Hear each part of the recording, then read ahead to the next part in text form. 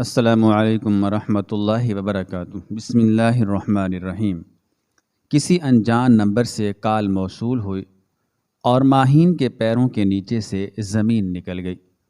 اگلے روز اس کی طلاق ہونی تھی اور اسے پارسل ریسیو ہوا جس کے اندر سے نکلنے والے کاغذات نے اس پر قیامت ڈھا دی، کیونکہ اس کا ظالم شوہر اسے طلاق نہیں دینا چاہتا تھا بلکہ وہ تو اسے دھوکہ دے رہا تھا۔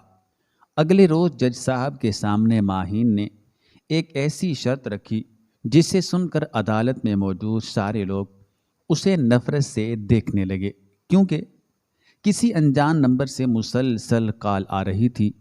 میں نماز کے بعد دعا مانگتی ہوئی زارو قطار روتے ہوئے خدا سے شکوہ کر رہی تھی کہ یا اللہ، میرے ساتھ ہی یہ سب کیوں ہو رہا ہے؟ میں نے کسی کا کیا بگاڑا تھا؟ شادی کو صرف 1.5 سال ہوا ہے اور نوبت طلاق تک پہنچ گئی، اور وہ بھی اتنی رسوائی بھری زندگی کے بعد۔ یا اللہ، اگر اس کو میری زندگی سے دور کرنا ہی تھا تو پھر وہ شخص میری زندگی میں ہی کیوں بھیجا تھا؟ امی 3 بار کمرے میں چکر لگا چکی تھیں، وہ بھی فون کی بیل سے پریشان تھیں، اس لیے میں نے اپنا چہرہ صاف کر کے جائے نماز اٹھا کر رکھی اور فون کی طرف متوجہ ہوئی۔ ڈھیر سارے میسج بھی تھے جن میں لکھا تھا کہ پلیز کال اٹینڈ کریں، کچھ بہت ضروری بات آپ کو بتانی ہے۔ ایک لمحے کو میرا دل چاہا کہ میں فون بند کر دوں۔ مجھے لگا شاید یہ حمزہ ہی ہے جو نمبر بدل کر مجھے کال کر رہا ہے۔ کل صبح کورٹ میں فیصلہ تھا، کل ہمیشہ ہمیشہ کے لیے ہم دونوں کی راہیں جدا ہونے کا دن تھا، کیونکہ پچھلی بار جج صاحب نے ہم دونوں کو ہی سوچنے کا وقت دیا تھا، لیکن حمزہ نے یہ کہہ کر سختی سے انکار کر دیا تھا کہ میں اس عورت کے ساتھ ایک لمحہ بھی اور جینے کا تصور نہیں کر سکتا۔ پھر کچھ سوچ کر میں نے اس نمبر پر کال بیک کی تو جیسے جیسے میں دوسری طرف کسی کی بات سنتی رہی، حیرت اور غم کی وجہ سے میری آنکھیں کھلی کی کھلی رہ گئیں۔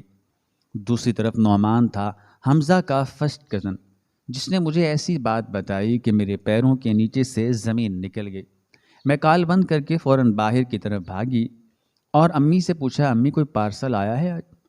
امی نے میری طرف دیکھا اور کہا، ہاں ایک پارسل آیا تو تھا، معلوم نہیں اس میں کچھ کاغذ تھے، وہ میں نے فریج کے اوپر رکھ دیا ہے، مجھے تو پڑھنا نہیں آتا۔ تو نے کچھ منگوایا ہے یا پھر یہ عدالت کا ہی کوئی نوٹس ہے؟ میں نے امی کو کوئی جواب دیے بنا بھاگ کر وہ لفافہ اٹھایا اور اس میں سے نکلنے والی رپورٹ دیکھ کر میرے ہاتھ کانپنے لگے۔ میں جس کو بے وفا کہہ رہی تھی اور غصے میں کئی بار اس کے منہ پر بھی یہ کہہ چکی تھی کہ خدا کرے کہ تم مر جاؤ، تم جس طرح میرے ساتھ سلوک کر رہے ہو، مجھے کیا معلوم تھا کہ اس کی زندگی ہی اس کے ساتھ وفا نہیں کر رہی۔ میں نے چپ چاپ وہ لفافہ اٹھا کر اپنی مٹھی میں دبایا اور سوچ لیا کہ کل کے روز مجھے کیا کرنا ہے۔ ساری رات یوں ہی آنکھوں میں کٹ گئی۔ صبح نماز پڑھ کر میں کچن میں چلی گئی تو امی مجھے کہنے لگی، بیٹا جلدی سے ناشتہ کر لو، تمہارے ابو بھی ناشتہ کر رہے ہیں، پھر ہمیں عدالت جانا ہے۔ میں نے ان کی طرف دیکھا اور سر کو جھکا لیا۔ بمشکل میں نے چائے کی چند گھونٹ ہی بھری، کیونکہ میرا دل ہر چیز سے اچاٹ ہو چکا تھا۔ عدالت پہنچ کر ہم اپنی باری کا انتظار کر رہے تھے۔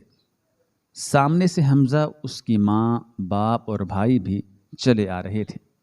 میں نے غور سے اس کے چہرے کی طرف دیکھا، اس کی گلابی رنگت میں سیاہی گھلتی جا رہی تھی اور وزن بھی کافی کم ہو چکا تھا۔ دیکھنے والوں کو معلوم تھا کہ وہ کس قدر پریشان ہے، بس میں ہی اس کی کیفیت سے انجان رہی تھی۔ جیسے ہی عدالت نے ہم دونوں سے پوچھا کہ آپ دونوں فریقین نے کیا فیصلہ لیا، تو حمزہ نے جلدی سے کہا کہ جج صاحب، میں اسے چھوڑنا چاہتا ہوں۔ اس عورت کی طرف سے لگائے گئے تمام الزامات جھوٹے اور بے بنیاد ہیں۔ اس عورت نے ہمارے گھر کا سکون خراب کر رکھا ہے، اور اب اس کے ساتھ اس کے ماں باپ بھی ہمیں بہت زیادہ پریشان کر رہے ہیں۔ بس میں نے طے کر لیا ہے کہ اس رشتے کو ہم دونوں ہی آگے لے کر نہیں چل سکتے۔ پچھلے 3 ماہ سے مسلسل عدالت میں پیشوں کے دوران ہوا تو کچھ ایسا ہی تھا، دونوں طرف کے خاندان بڑھ چڑھ کر ایک دوسرے پر جھوٹے سچے الزامات لگا رہے تھے۔ سسرال کہتا کہ ہماری بہو میں خرابی ہے، اور میرے ماں باپ کہتے کہ داماد میں خرابی ہے، اور نوبت یہاں تک ہم دونوں کی لاپرواہی اور بے وقوفی کی وجہ سے ہی پہنچی تھی کہ ہم دونوں نے اپنے چھوٹے چھوٹے جھگڑے اپنے گھر والوں کے ساتھ ڈسکس کیے، اور ان کی وقت بے وقت مداخلت نے ہم دونوں کے رشتے میں اتنی درار ڈال دی تھی کہ اب علیحدگی ہی اس مسئلے کا حل تھی۔ جج صاحب نے میری طرف دیکھا اور کہا، جی ماہین صاحبہ، آپ کچھ کہنا چاہتی ہیں؟ میں نے ایک نظر عدالت میں بیٹھے ہوئے اپنے خاندان اور حمزہ کے خاندان والوں کی طرف دیکھا، اور پھر میری نظریں گھوم پھر کر حمزہ کے چہرے پر جا ٹکی۔ میں نے ایک گہری سانس لی اور کہا، جج صاحب، میں چاہتی ہوں کہ ہماری طلاق سے پہلے ہم دونوں کو ہی ایک رات کے لیے ایک دوسرے کے ساتھ رہنا چاہیے۔ میری بات ابھی مکمل بھی نہیں ہوئی تھی کہ میرے اور اس کے گھر والے ایک دم سے زور زور سے بولنے لگے۔ جج نے غصے سے اپنا ہتھوڑا ٹیبل پر مار کر کہا، جی عدالت ہے، آرڈر آرڈر۔ جج کے چہرے پر بھی شدید الجھن تھی۔ پچھلے 3 ماہ سے تو میں مسلسل حمزہ پر طرح طرح کی الزامات لگائے جا رہی تھی، اور اب میں نے ایک دم سے جج سے کہہ دیا تھا کہ میں اس کے ساتھ ایک رات گزارنا چاہتی ہوں۔ میں نے اپنے باپ اور بھائی کی نظروں میں بھی اپنے لیے شدید غصہ محسوس کیا۔ وہ نہ جانے میرے اور حمزہ کے بارے میں کیا سوچے جا رہے تھے، اور حمزہ کے چہرے پر بھی غصہ، پریشانی اور الجھن تیرتی نظر آ رہی تھی۔ جج صاحب نے میری طرف الجھی نظروں سے دیکھ کر کہا، محترمہ، آج آپ دونوں کی طلاق ہو جانی ہے۔ اس وقت میں یہ کیا کہہ رہی ہیں؟ جو معاملہ اتنے عرصے میں نہیں سلجھا، اس کے حل کے لیے ایک رات کافی ہوگی؟ میری پوزیشن اس وقت کمرہ عدالت میں نہایت نازک تھی، لیکن میں نے ساری رات سوچ کر ہار نہ ماننے کا فیصلہ کیا تھا۔ میں نے بڑے اعتماد سے کہا، سر، نتیجہ چاہے کچھ بھی نکلے، لیکن یہ میری آخری خواہش ہے، اور مجھے یقین ہے کہ یہ عدالت اور میرے شوہر میری اس خواہش کا احترام کریں گے۔ حمزہ نے جلدی سے بیچ میں بول کر کہا، جج صاحب، مجھے اس مہلت کا کوئی فائدہ ہی نہیں۔ جب مجھے اس کے ساتھ رہنا ہی نہیں ہے تو پھر یہ بیکار کی کوشش کیوں؟ پلیز آپ اپنا فیصلہ سنائیں تاکہ ہم دونوں الگ الگ سکون سے اپنی زندگی گزار سکیں۔ میں نے جج کی طرف دیکھا اور کہا، سر، مجھے بس ایک رات ان کے ساتھ گزارنے کی اجازت دی جائے، کل کو بے شک ڈگری جاری کر دی جائے۔ جج نے لمبی سانس بھری اور حمزہ کی طرف دیکھ کر کہا، ماہین صاحبہ اس جگہ پر غلط نہیں ہے۔ میں آپ دونوں کو ہی ہدایت کرتا ہوں کہ کل کی رات آپ ایک ساتھ گزاریں، اگلے روز آپ کی طلاق کروا دی جائے گی۔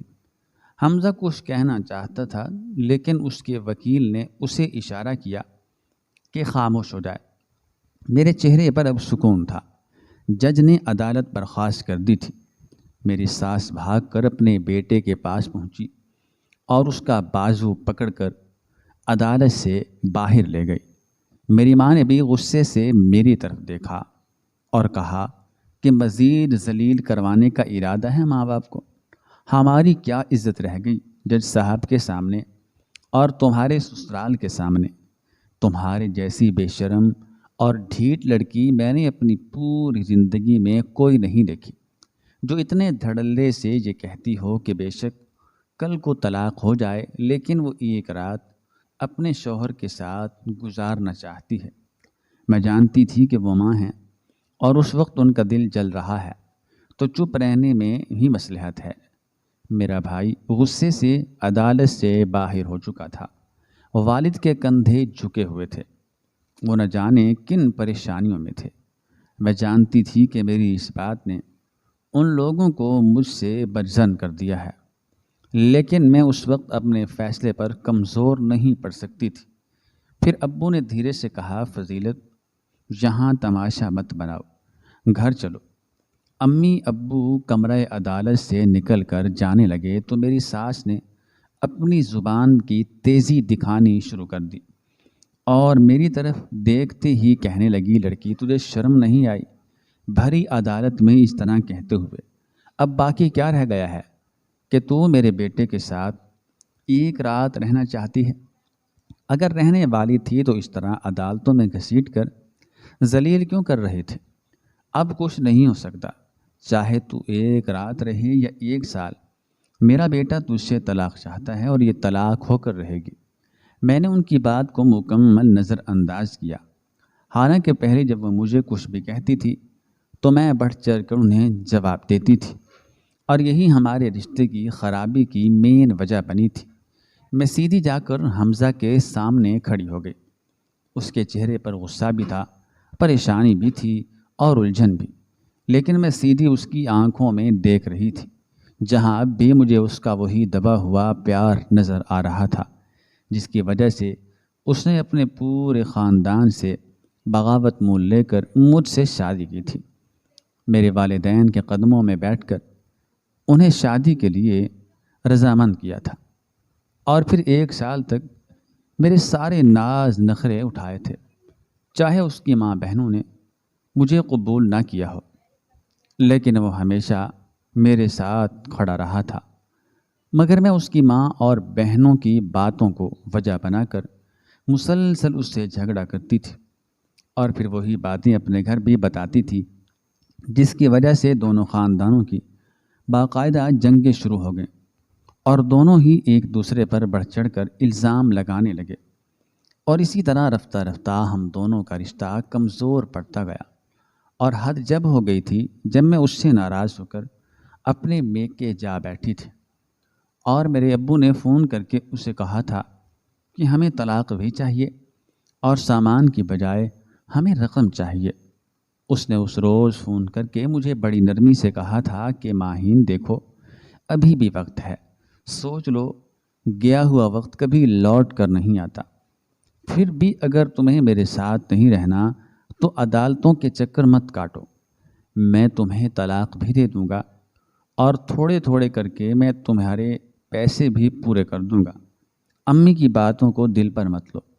لیکن اس وقت مجھے اس کی باتوں سے لگا تھا کہ وہ میرے عدالت میں جانے کے فیصلے سے ڈر گیا ہے، اور اب مجھے اپنے جھوٹے سچے وعدوں میں پھنسا کر کیس کو ختم کرنا چاہیے، اور کیس کو ختم کرنا چاہتا ہے، اور کل کو پھر سے ہم دونوں کے بیچ میں وہی جنگیں شروع ہو جائیں گی۔ اس وجہ سے میں نے اس وقت اس کے ساتھ نہایت تلخ رویہ رکھا تھا، اور حسب سابق اسے طرح طرح کے تانے دینے شروع کر دیے تھے۔ ہنس کر اس نے فون بند کر دیا تھا۔ میں ابو کے ساتھ وکیل سے ملنے گئی تھی، اور اسے بتایا تھا کہ یہ شادی ہم دونوں کی مرضی سے ہوئی تھی، خاندان والے اس سے رضامند نہیں تھے، اور اسی وجہ سے میری ساس نے شروع دن سے ہی میرے ساتھ رویہ خراب رکھا تھا۔ پہلے شوہر میرے ساتھ ٹھیک تھا، لیکن اب وہ بھی گھر والوں کی باتوں میں آ کر میرے ساتھ ناانصافی کرنے لگا ہے۔ اس کی ماں اگر میری شکایت لگاتی ہے تو بنا تحقیق کی ہی مجھ پر ہاتھ اٹھا دیتا ہے، کیونکہ ایسا بھی ہو چکا تھا، اور اس روز سے ہی مجھے اصل معنوں میں، صحیح معنوں میں حمزہ سے نفرت محسوس ہوئی تھی کہ میں نے اس شخص کے لیے اپنے والدین کو چھوڑا، ان کی پسند کے خلاف جا کر اس سے شادی کی، اور یہ شادی کے اتنے سی دنوں بعد ہی مجھ پر ہاتھ بھی اٹھانے لگا ہے، اور اپنی ماں کی زبان بھی بولنے لگا ہے۔ کاش اس وقت ہی ہم دونوں سنبھل جاتے تو آج ہمارا رشتہ اتنے نازک موڑ پر نہ کھڑا ہوتا۔ میں نے ماضی کے ورق پلٹتے ہوئے حمزہ سے کہا، آپ مجھ سے ملنے آئیں گے نا؟ اس کی ماں کچھ بولنے ہی لگی تھی کہ حمزہ نے سختی سے اپنا ہاتھ اٹھا کر انہیں چپ کروایا، اور میری طرف دیکھتے ہوئے کہا، ہاں میں آ جاؤں گا، مگر صرف اس لیے کہ میں اب اس رشتے کا اختتام چاہتا ہوں۔ بتاؤ کہاں آنا ہے؟ تمہارے گھر، یا تمہیں اپنے گھر لے جاؤں؟ میرے دل میں ایک عجیب سی ٹھنڈک اتری تھی، اور میں نے پراعتماد لہجے میں کہا تھا، نہ میرے گھر نہ تمہارے گھر، ہم دونوں کہیں باہر ملیں گے، میں رات آپ کو میسج کر دوں گی کہ کہاں آنا ہے۔ وہ تھکے تھکے قدموں سے چلتا ہوا عدالت کے باہر نکل گیا، تو میں بھی چہرے پر نقاب درست کرتے ہوئے جا کر اپنے بھائی کی گاڑی میں بیٹھ گئی۔ گھر جاتے ہی بڑا ہنگامہ ہوا۔ امی نے بھائی کو سختی سے کہا کہ وہ غلط باتیں نہ کریں، تاکہ کل کو بھابھی بھی اٹھ کر اپنی نند کو تانا دے۔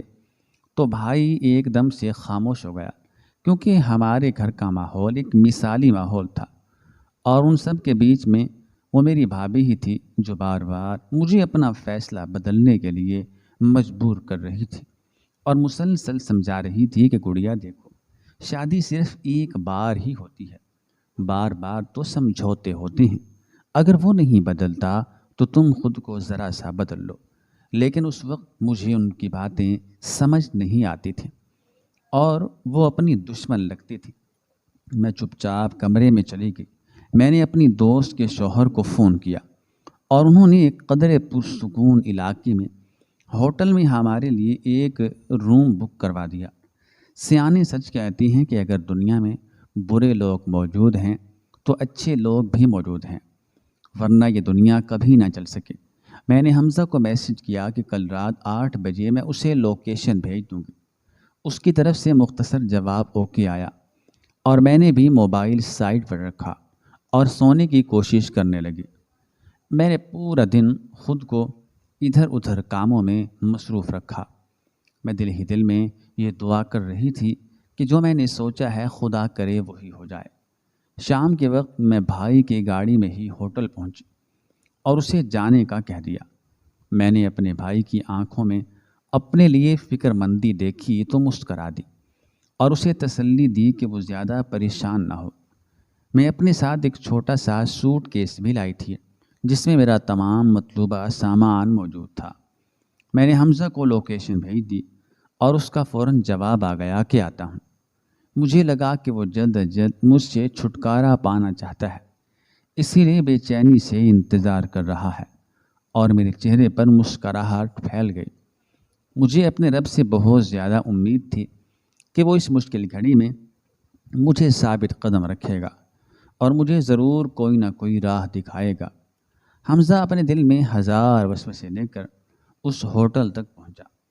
وہ اپنی حالت کو کسی سے کہہ نہیں پایا تھا، نہ ہی بوڑھی ماں سے، اور نہ اس ستم گر لڑکی سے جو دنیا میں سب سے زیادہ اس سے پیاری تھی۔ وہ ریسیپشن سے اپنی مطلوبہ چابی لے کر کمرہ نمبر 23 کے سامنے کھڑا تھا۔ چابی لگا کر جیسے ہی کمرے میں داخل ہوا، پھولوں کی تیز مہک نے اس کا استقبال کیا، اور وہ حیرت سے اس کمرے کو دیکھنے لگا جو بالکل شادی کی پہلی رات کی طرح سجایا گیا تھا۔ اس کی بیوی کمرے میں موجود نہیں تھی۔ وہ دھڑکتے دل کے ساتھ کمرے میں داخل ہوا۔ اس کے قدموں میں لرزش تھی۔ وہ اس موقع پر خود پر قابو پانا چاہتا تھا کہ وہ کسی لمحے میں کمزور نہ پڑے، اس لیے چپ چاپ جا کر سامنے رکھے صوفے پر بیٹھ گیا۔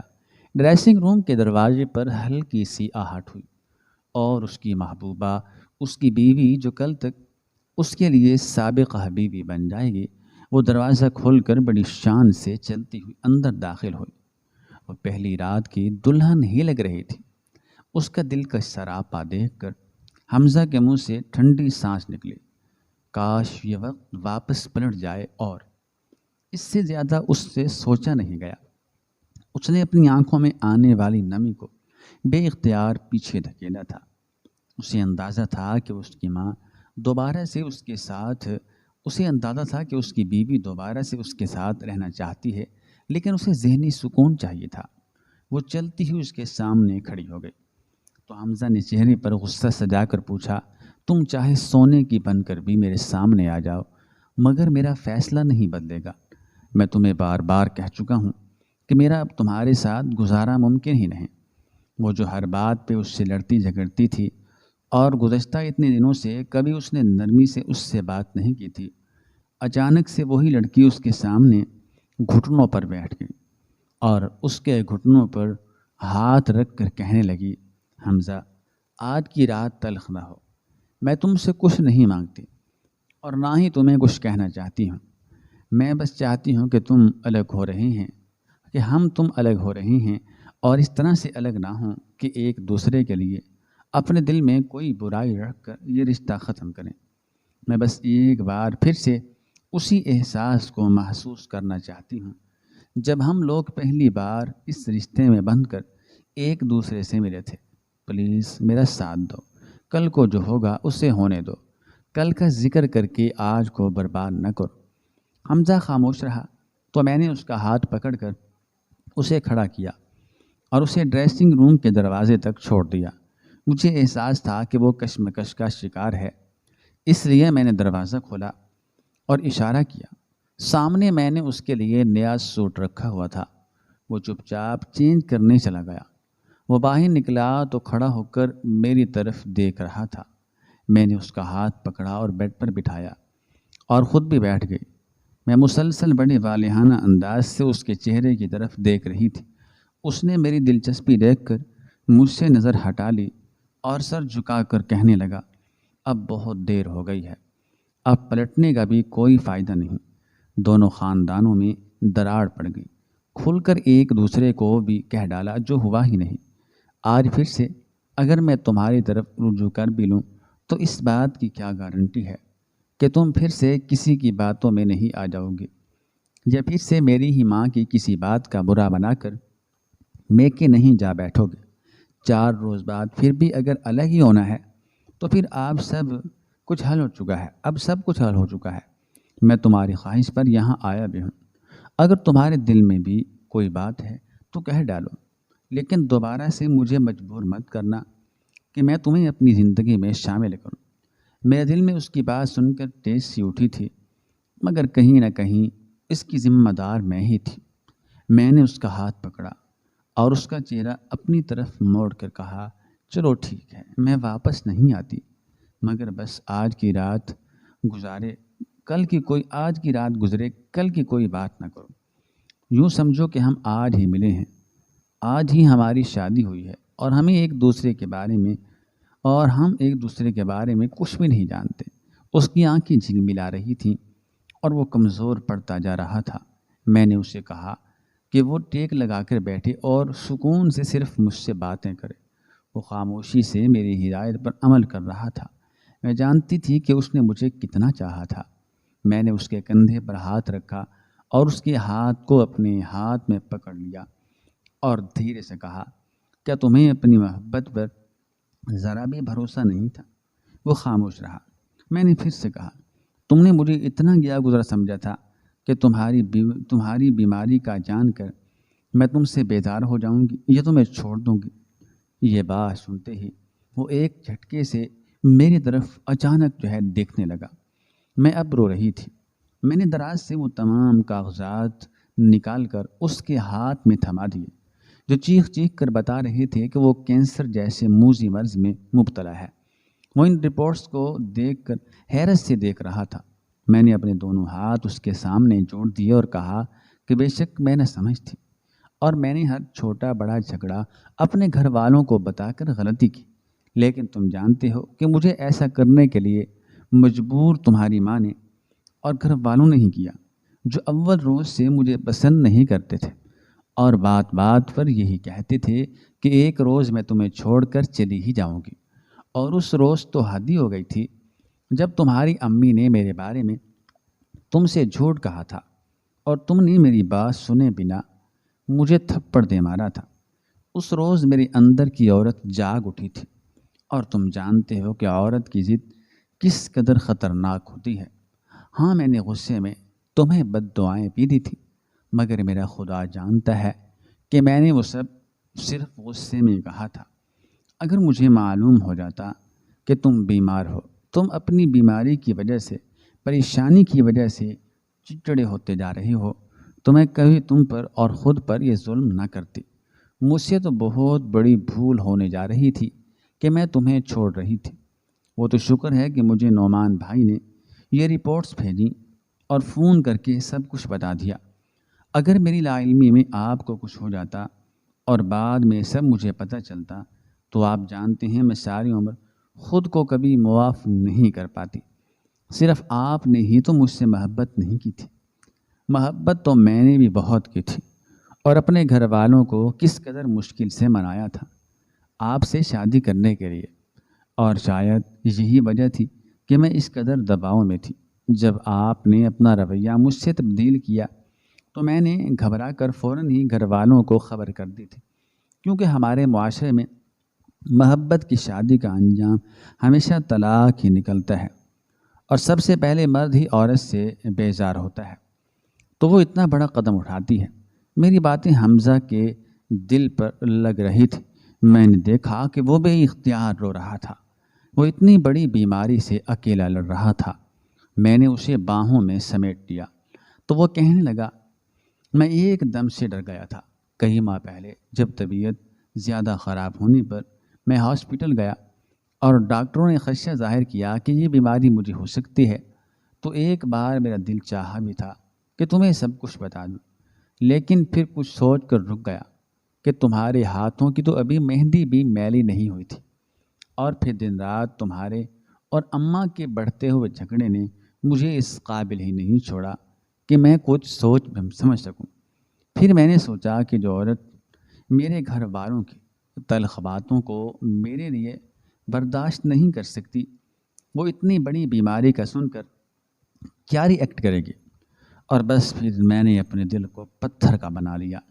ویسے بھی میرے جانے کے بعد تو تمہیں بیوگی کا داغ جھیلنا ہی تھا۔ اس سے بہتر تھا کہ میں تمہیں اپنے ہاتھوں سے ہی خود سے الگ کر دوں، تاکہ تم کم سے کم مجھے یاد تو نہ کرو اور اپنی نئی زندگی کی شروعات بھی کر لو۔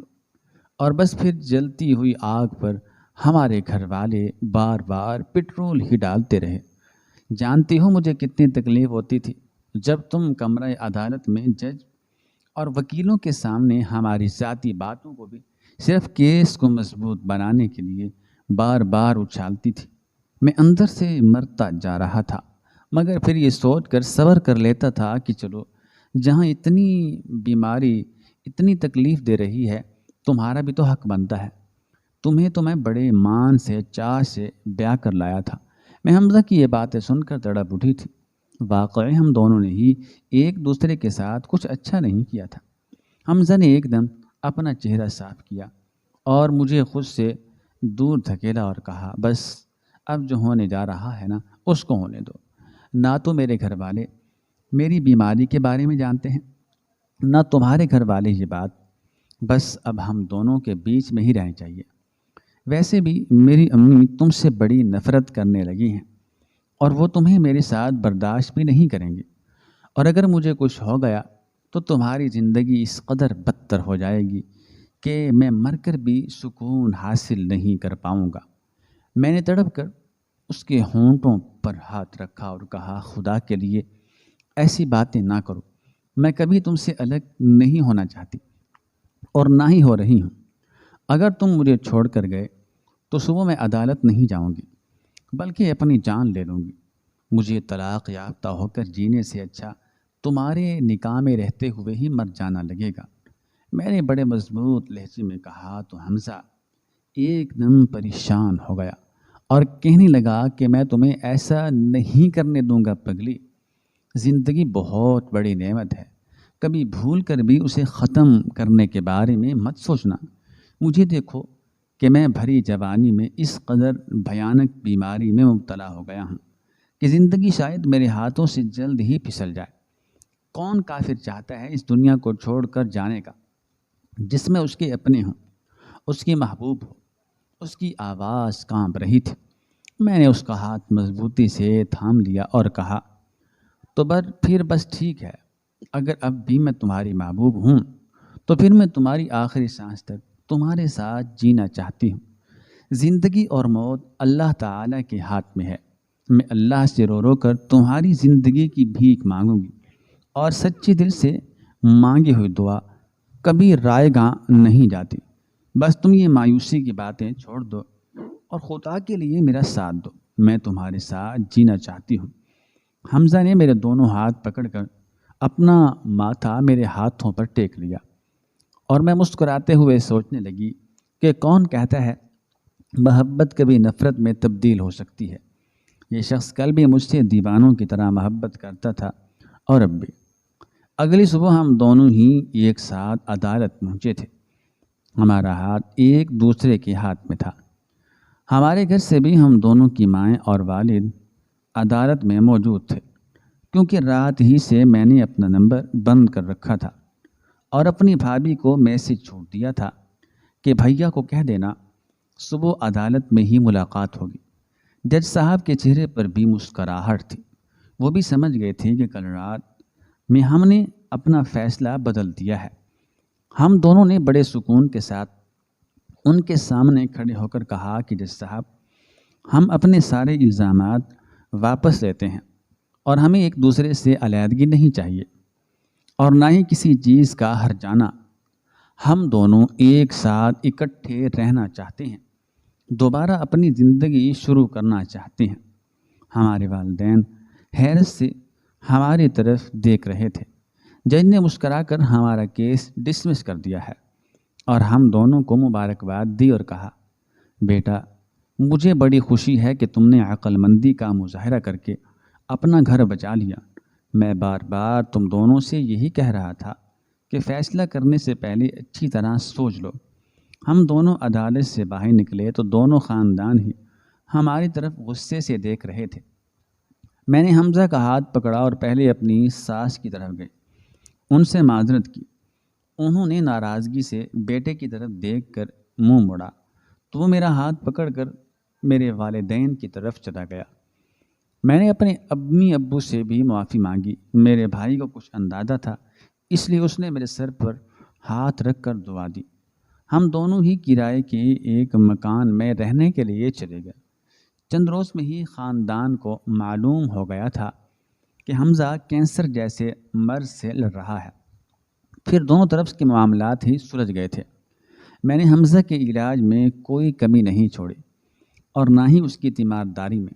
دونوں خاندان مل کر اس موقع پر ہمارا ساتھ دے رہے تھے اور میں اپنے خدا سے بھی مسلسل دعا کر رہی تھی کہ وہ حمزہ کو سلامت رکھے، آمین۔ ناظرین، آپ بھی دعا کیجئے کہ میرا شوہر اس بیماری سے صحت یاب ہو جائے، اللہ تعالیٰ اس کو شفا یابی عطا فرمائے۔ آپ کو کہانی کیسی لگی کمنٹ باکس میں اپنی رائے کا اظہار ضرور کریں، اور مزید اس طرح کی سبق آموز اخلاقی اصلاحی کہانیاں سننے کے لیے ہمارے چینل کو سبسکرائب کریں۔ شکریہ۔